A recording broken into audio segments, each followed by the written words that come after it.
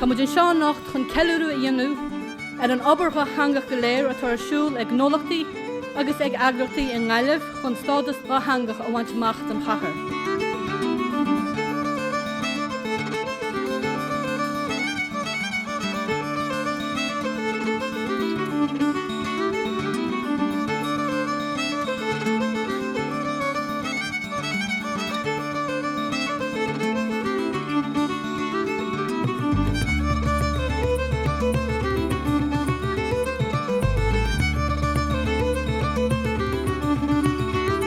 More and more businesses are now coming forward and making a contribution in Irish and having Irish on the literature and in their shops and in their doors. Brianna Hosarmsa fáilte chomh an seom ránóna.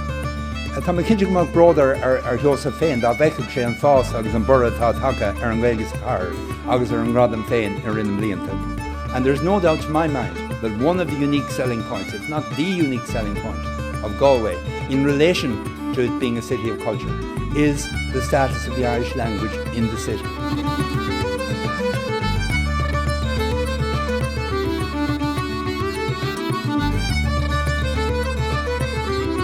Sheosaimh Ógartaigh was an important member of the Chamber Council and a man with a great understanding and acumen for business. Irish and its importance to Galway City can no longer be underestimated. Bhuailm haar ceann na rinne aitheantas ar le a thuairt don chuí ina bhfuil an Ghradam nis ag tuairt ard ach go háirithe ar chearbhí siad duine le duine a thuairt agus tá táhacht ar le mar is ódún i lig a baint le sin. Agus sin rud a hiig dad a gcónaí. Hiig sé gur an fragment ar hain an Gaeilge Corc an Cín agus an Gaeilge a bheith ar fáil dá chlán hain agus don cóúidir agus don tucaí gur sé buinte leis.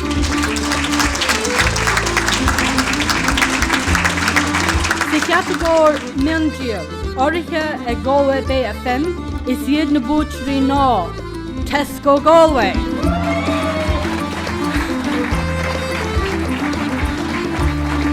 Bronnadh Special in na Multarí, áirithe ag Judy Green, Pottery. 2. Cara Pharmacy.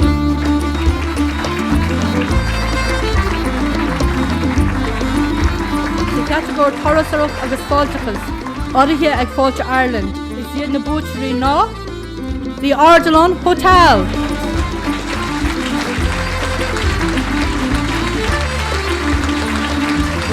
Categóir Cólachtaí eile, áirithe ag Acadam na Hallscoileachta Gaeilge, is iad na búterí ná, Dúchas na Gaillimhe.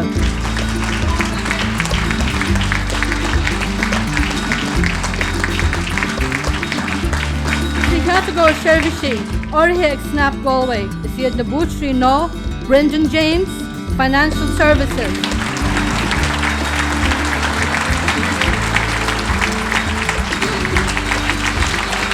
Well, a fáil ag chumad cachanis chuig búidfuinte rícíthe nach.